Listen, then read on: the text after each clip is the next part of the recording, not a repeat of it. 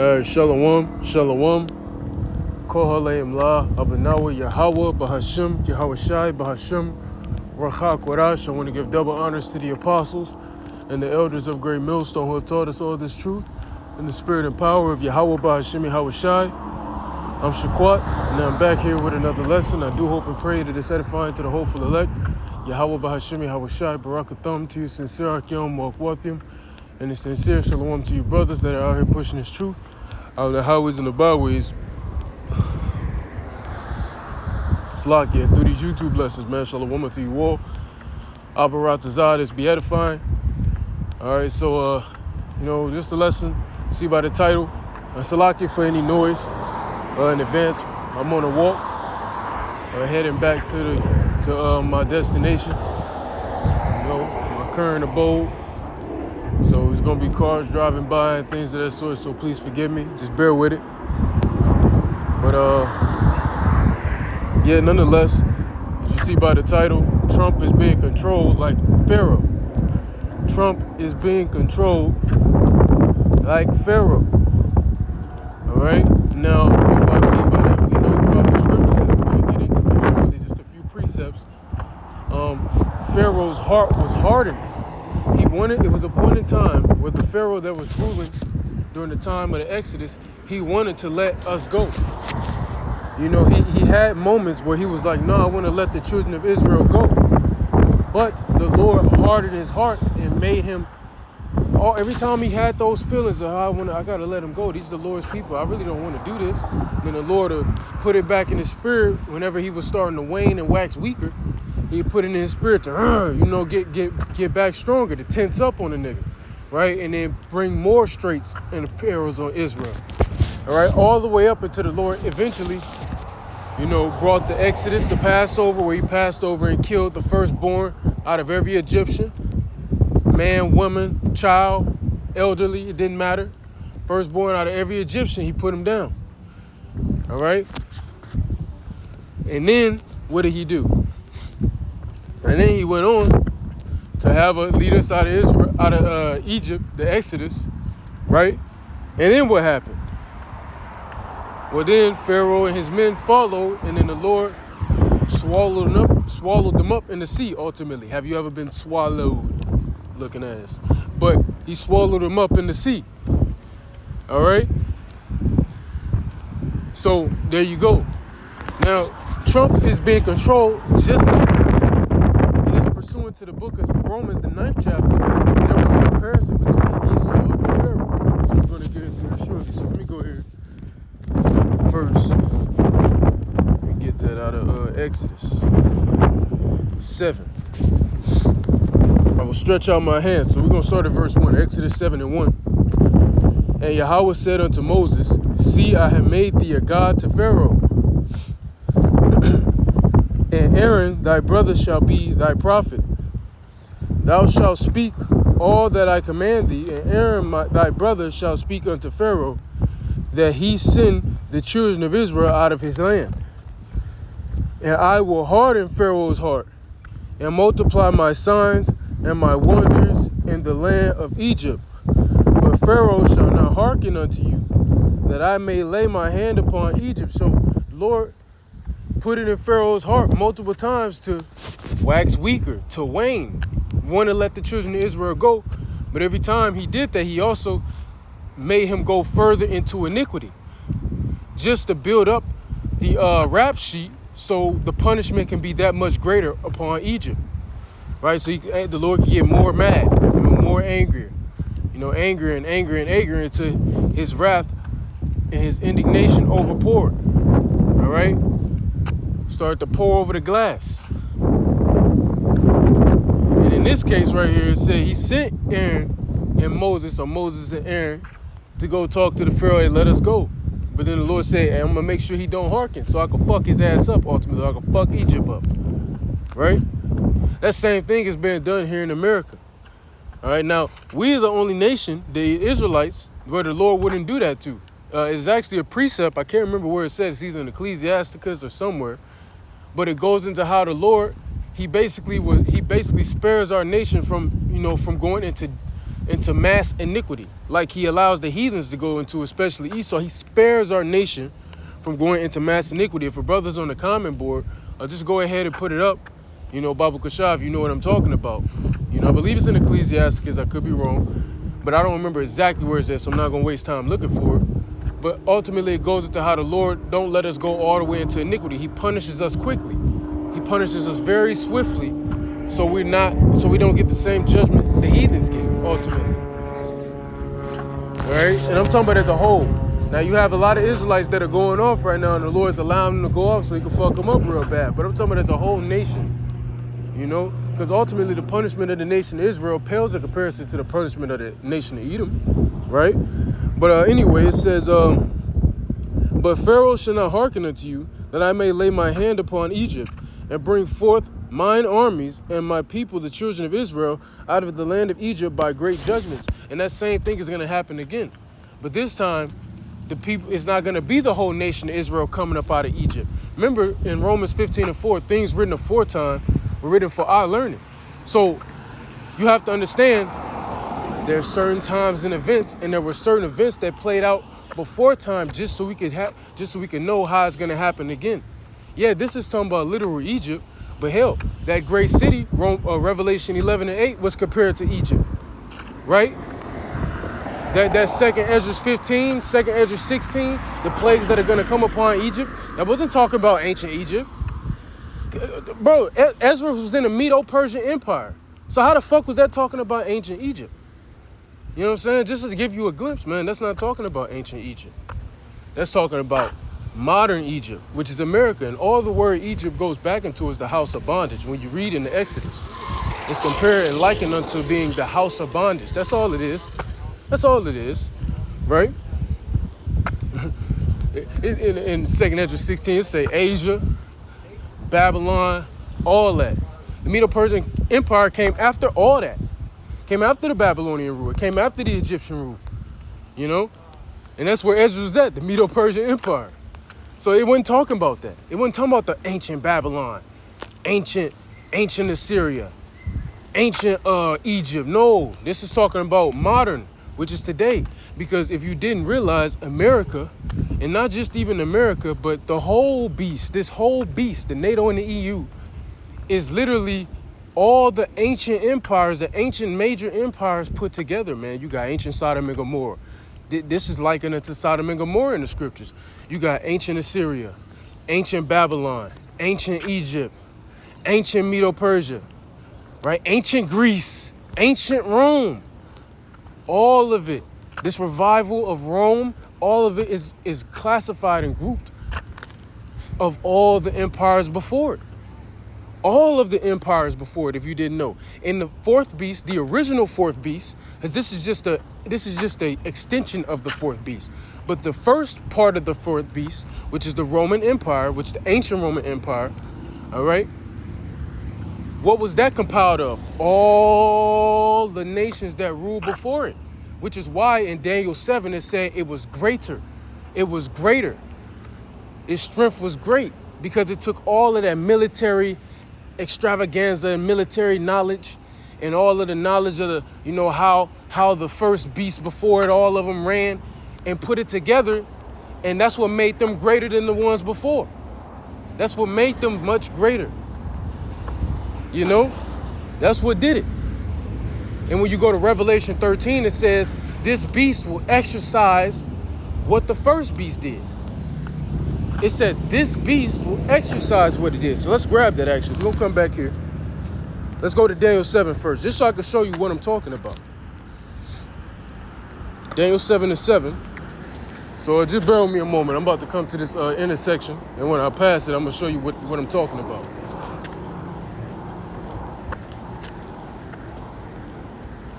And then we're going to get back to the point, Lord willing.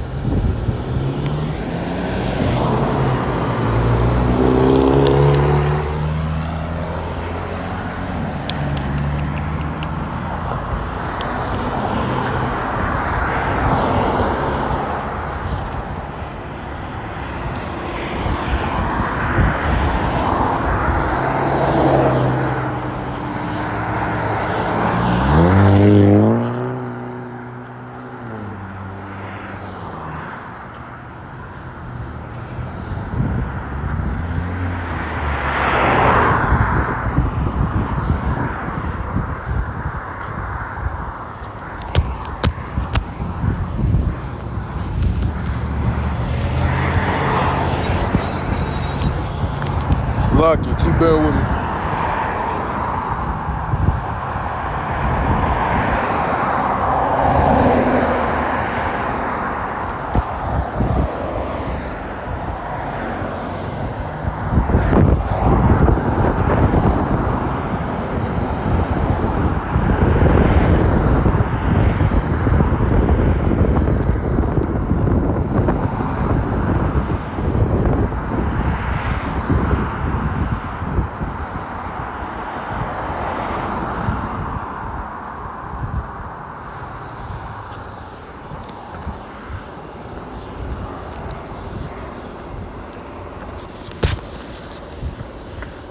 So Salakia for all that, you know.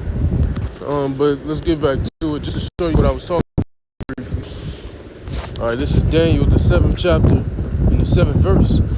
After this I saw in the night visions, and behold, a fourth beast, dreadful and terrible.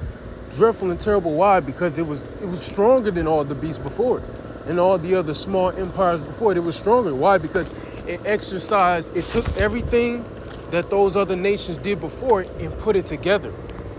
That's what made it so great. It made itself ultimately like a juggernaut. Ultimately, when you look into the definition of a juggernaut, that's ultimately what it became. All right.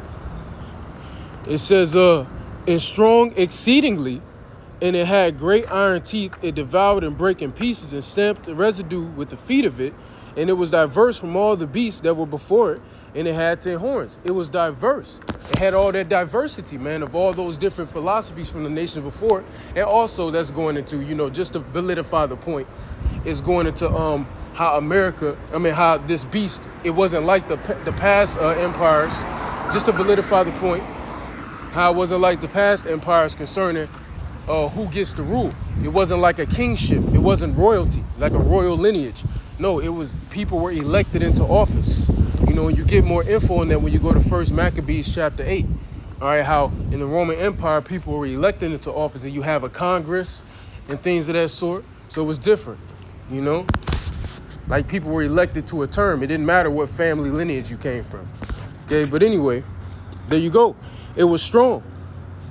Right, it was strong. And then when you go to Revelation 13, bear with me.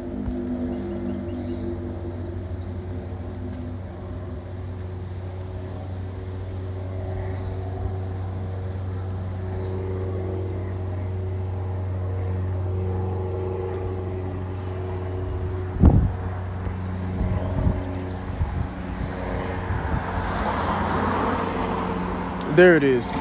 This is Revelation 13, starting at 11. And I beheld another beast coming up out of the earth, and he had 2 horns like a lamb, and he spake as a dragon.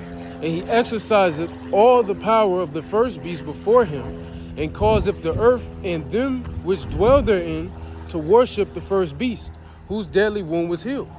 All right? So there you go. It exercised all the power of the first beast before him. This is talking about the revival of the fourth beast. This is the revived fourth beast. Because remember, the Roman Empire, it fell. It fell around what? I want to say maybe somewhere in between 100 to 400 AD. The Roman Empire fell.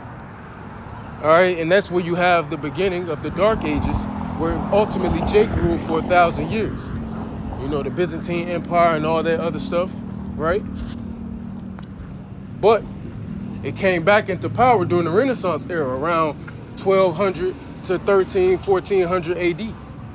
So this is talking about that revival period, ultimately, So when you keep going, so when you read that again, verse 12, all right, it said, let me read verse 11 again, just to validify another point from Daniel 7 and 7.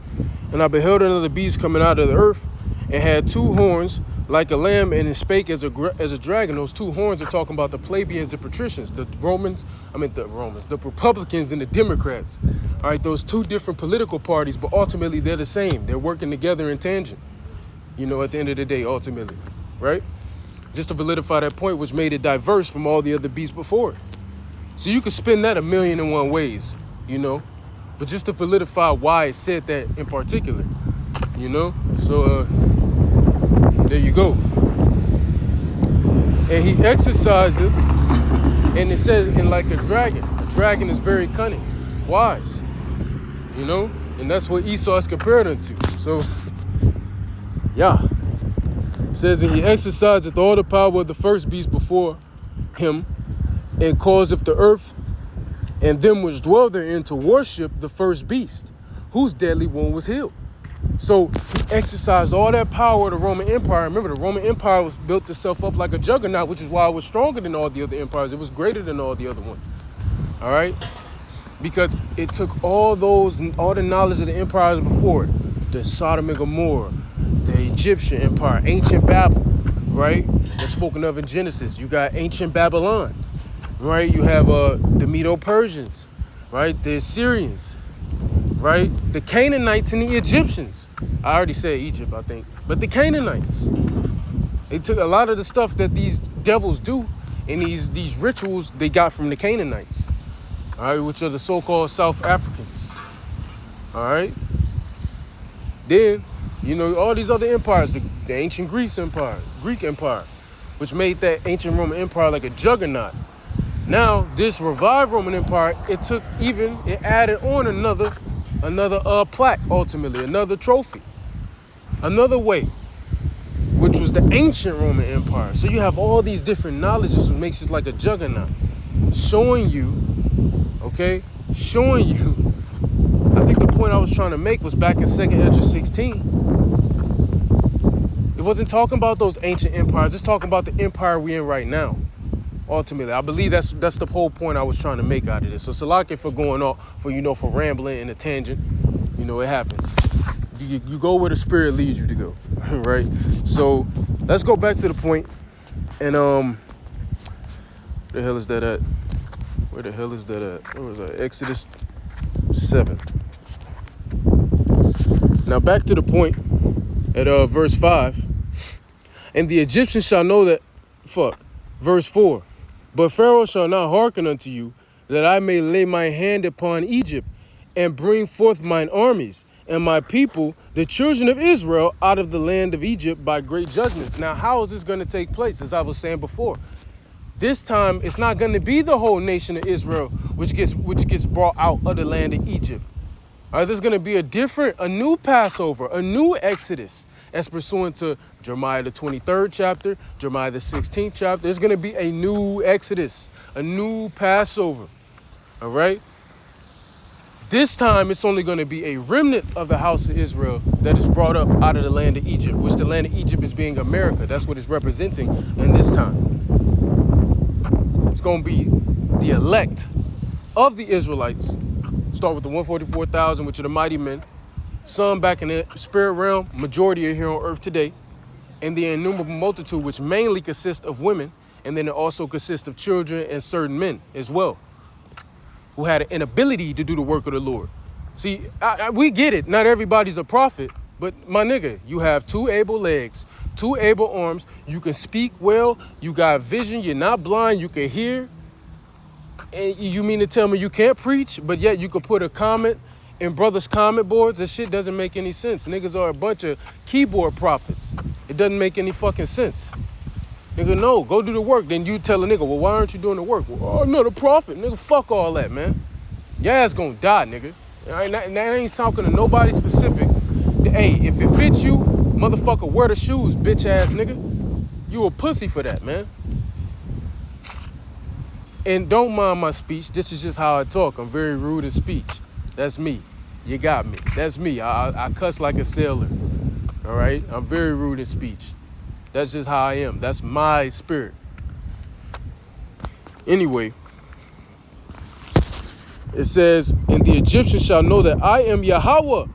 And that's what everybody's going to know. Not even just the Americans, but everybody's going to know that the Lord is king, man. He's the God in control.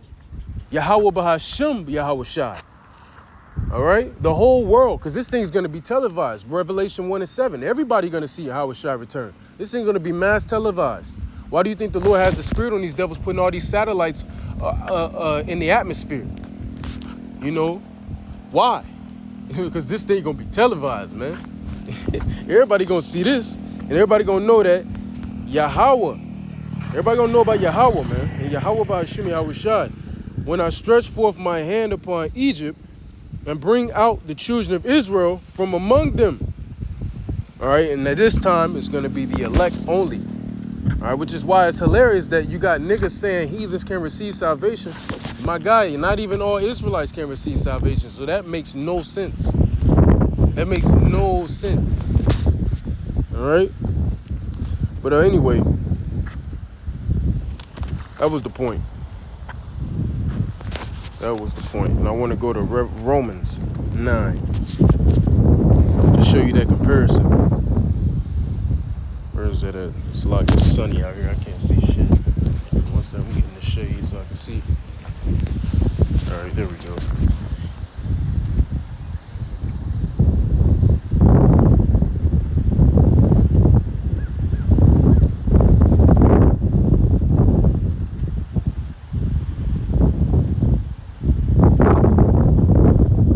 As you see, it's talking about Esau up here, right? Esau, Jacob, and things of this sort. So what it's about to say here is concerning Esau. All right, so let's read this. Romans 9, starting at 17. For the scripture saith unto Pharaoh, all right, what we were just reading,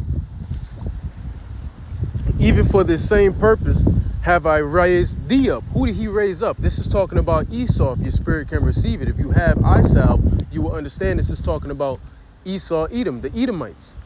All right, starting with Amalek, starting with the chief of Amalek even, which, yeah, there's a chief of the chiefs. Yes, starting with the chief of Amalek, which are the elites. All right, the chief of Edom, and then take it a step further, the chief of Amalek. All right, the chiefs of the chiefs, the dukes of the dukes, goddamn. Anyway, even for this same purpose have I raised thee up. And that's the scriptures, man. The Lord said, I created the wicked for the day of evil. Let's grab that. Wicked, day of evil.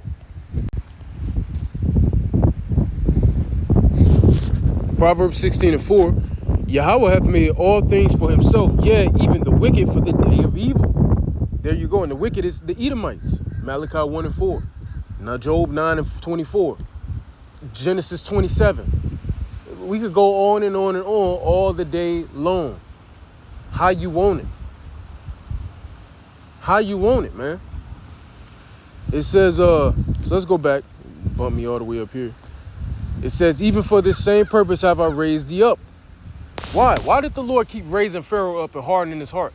So as he said in Exodus 7, so he could shew his wrath. He could show his great judgment. He could judge them and show his power, man. He just gonna flaunt his power. He gonna flaunt his power, man. We were made in his image, and what Jake always want to do, flaunt their power. They always want to flex when they got some shit. The Lord the same way. He created us like that. We're in the mind of the Lord. So you don't think the Lord finna strut that shit? Especially Yahweh Shai. He been up in that mug. He been in the spirit realm for goddamn over 2,000 years. He ready to come out that motherfucker on some shit. That's why I said in Isaiah 42, he gonna come and he gonna roar. He gonna ultimately let out a battle cry. He gonna come out and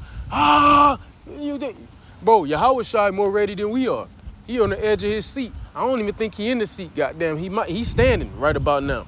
And I doubt he's sitting the fuck down. And I doubt he gonna sit back down until he come here. You know what I'm saying? I don't think he's sitting down. Because you got scriptures that say sometimes he's sitting on the right hand, sometimes he's standing up on the right hand side of the Father. I think he's standing up right about now. I doubt he's sitting down. He ready, man. So we got to be like-minded with Yahweh Shai, and we need to be ready. Build ourselves. Be ready. 2 Ezra, the 14th chapter. Set now thine house in order. This is a serious affair, but a lot of people treat it like a joke. A lot of people come up to us being insincere. Ezekiel 33, 31 on down, coming up being insincere, right? Treating this thing for entertainment. Y'all need to go debate this nigga. Y'all need to go debate that nigga. Or come up asking the stupid ass questions just to say, hey, John 3:16, come John. Come 3:16. Stupid ass shit, man. We tired of hearing that shit, man. No, this is a serious affair. Or a nigga come joking about this thing, and when we have a straight face and they see we not fucking around, then they act like we're fucked up. Oh, y'all taking it too serious. Nigga, this is serious, man. Niggas are dying, mind you. Niggas are dying. Military, American people in the American military over there in Levant right now getting fed slop. In ration, my nigga. This shit is like niggas is getting, like niggas can't afford to live in America. Niggas can't buy gas. Like, what are we talking about? This shit is deadly serious. A great famine is coming of the word and literal food and water. But people think this shit is a game and a joke, but it's not. And that's what we're here to tell you. We're here to warn you about these coming things. Anyway, let's get back to the point. Even for the same purpose have I raised thee up, that I might shew my power in thee, and that my name might be declared throughout all the earth. So Yahweh Ba'Shem Yahweh Shai, those names, Yahweh Shai is about to be declared throughout all the earth again. And it's starting right now through the mouth of the prophets. And everybody has the option to hear or forbear at this point. But pretty soon, it won't be an option because the Lord going to just shoot that power. And, nigga, it's going to be, I mean, you can't gainsay the power, my nigga. When you see the power, how you can gainsay that? How you going to naysay and gainsay? Right? Let's read that one more time. That I might shew my power in thee, and that my name might be declared throughout all the earth. There you go. Therefore hath he mercy on whom he will have mercy, and on whom he will heart. Slack it. Let's read that from the top. Therefore hath he mercy on whom he will have mercy, and whom he hardeneth. He's hardening this nigga. He's hardening the elites. He's hardening Trump, Nero, 47. You know, Lord willing, hey, this may be the last Trump. You know, dead ass though. I'm being funny, but serious at the same time. It says, therefore, Salakia, thou wilt say unto me, why doth he yet find fault? For who hath resisted his will? And nobody can resist the will of the Lord. Like, nobody can resist the will of the Lord. No one. All right, ultimately. We are all bound to his will by predestination. I'm not in control of what the fuck I do in the next 5 minutes. You know, so the Lord is constantly hardening this devil's heart. And hey, man, Adawan Ratazah, we believe through the Spirit here at Great Millstone that this dude, Nero, he's going to usher in the microchip and he's going to usher in World War III. Hey, man, Lord willing, we're only in year 2 of his term. This is just year 2. There's technically 2.5 more years left in this dude's term. A lot can happen in that time. A lot. All right, so yeah, I want to go to what I was talking about though, because I couldn't find no articles on it directly. But hey, this is allegedly. You know, this is all speculation, alleged. You know, people have been speaking about it on news reportings, things of that sort. I saw the Apostle Tahar mention this as well in the video he just made. So you know, here you go. Based on reports. Fair use, fair use. Everything here used in this video will be used under the Fair Use Copyrights Act of 1976. I'm using this for the simple purpose of news reporting. News reporting, criticism, and teaching. That's it. This video is not monetized. This is a non-profit video. Based on reports from early May 2026, there are conflicting reports regarding negotiations between President Donald Trump and Iran regarding the Strait of Hormuz.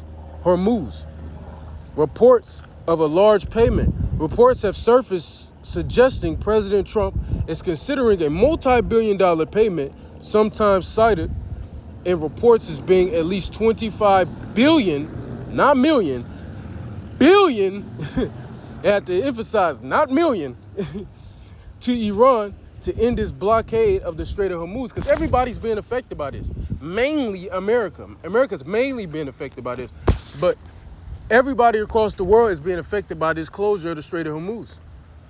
All right, but mainly America. Context of the payment. These reports indicate that Trump is feeling pressure from the economic fallout of the blockade and is navigating complex relationships with Israel regarding the ongoing conflict. Rejection of specific proposals. As of late April, early May 2026, Trump has publicly stated he is rejecting current proposals from Iran to open the strait if the U.S. lifts its blockade, noting that the terms are unsatisfactory. Competing plans. Trump has also publicly suggested that the United States should charge tolls in the Strait of Hormuz rather than paying Iran to open it. The situation is part of a rapidly evolving conflict in the early 2026 involving a U.S.-Israel war against Iran that has included a naval blockade and significant disruptions of global oil shipping. So there you go. Salakia. But there you go. All right. And he's trying to soften his heart, but the Lord gonna make him harden it. That's the point. He keeps doing that. Oh, we gotta have talks. And then he'll harden his heart. Oh, we gotta have talks. And then he'll harden his heart. Oh, we gotta have talks. Hey, man, that's the spirit. Until ultimately the microchip is implemented, mandated, and then the Lord gonna, hey, let them bitches fly. Everybody go all out. Everybody. And then when you have Hamagawa, which means mountain of troops, right? So there you go. Hey, it's a beautiful time to be alive, man. Famine's coming, pestilence is coming, war is coming, everything is coming. You understand? It's a beautiful time to be alive. And oh, here's a news report. Let me get this. I just thought about it. Where that motherfucker at?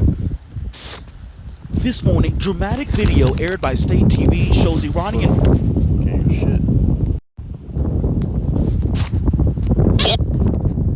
Seizing 2 cargo ships in the Strait of Hormuz. Masked soldiers climbing the deck, searching this ship, long guns at the ready. These scenes playing out one day after President Trump extended his ceasefire with Iran indefinitely. Feels emboldened by this indefinite extension. It feels it can just wait out President Trump while the damage ramps up to the world economy. The White House downplaying Iran's actions, saying the seizure of those ships does not violate the ceasefire. Cargo ships and oil tankers are now waiting just outside the Strait of Hormuz, unable to pass in the face of Iran's threats. An officer on one tanker tells us they won't move without safety guarantees. I honestly cannot say what is worse. If it's the standing by here, waiting and hoping not to get hit, or the uncertainty of not knowing if the strait is open or closed. Analysts already calling this the biggest energy crisis in history. And now, in the midst of this naval conflict, Defense Secretary Pete Hegseth has fired the Secretary of the Navy without explanation. There had reportedly been tension with Hegseth in recent months. Meanwhile, despite repeated assurances from President Trump that Iran's military force has been depleted, the head of the U.S. Defense Intelligence Agency says Iran retains thousands of missiles and one-way attack drones that can threaten U.S. and partner forces throughout the region. Another sign of uncertainty, with peace talks stalled and the world watching. Iran has suggested that it will not return to the negotiating table until the U.S. blockade on Iranian ports is lifted. President Trump says the U.S. blockade scares Iran more than the bombing. Marcus Moore, ABC News, Islamabad, Pakistan.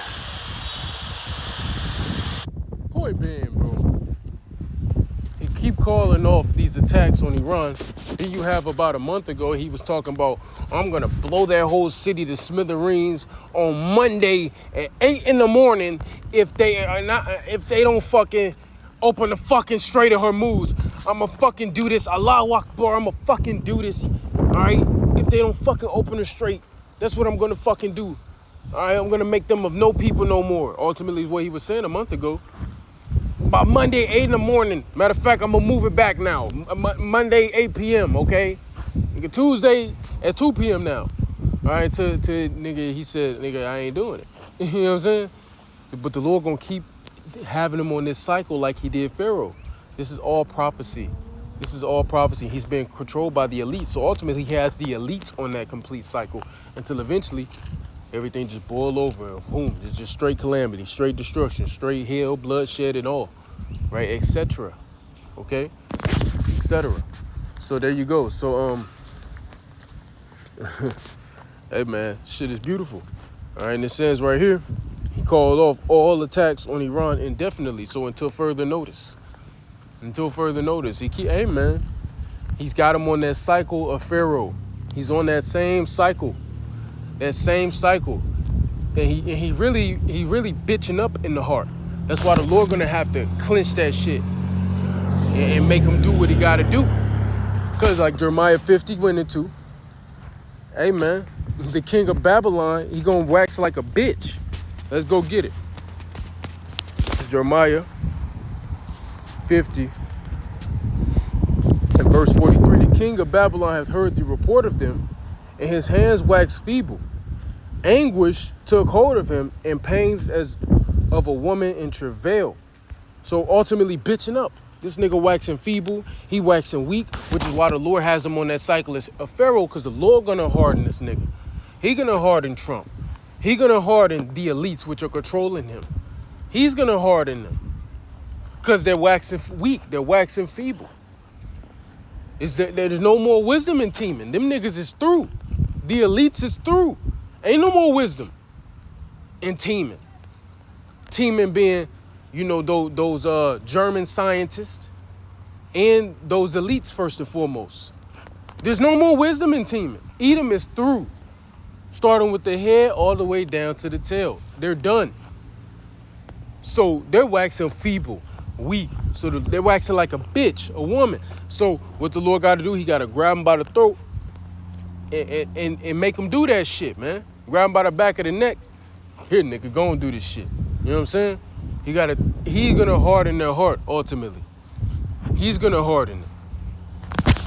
Like the scriptures tell us. All right, so this is a beautiful time to be alive. All right, beautiful time to be alive. Things are going to continue waxing worse and worse. You know, Abba Ratazah, that continues happening. You know, and I'll close getting this last little thing. Let's go over here. And today would be a beautiful thing if this is loaded. You know, today. Here we go.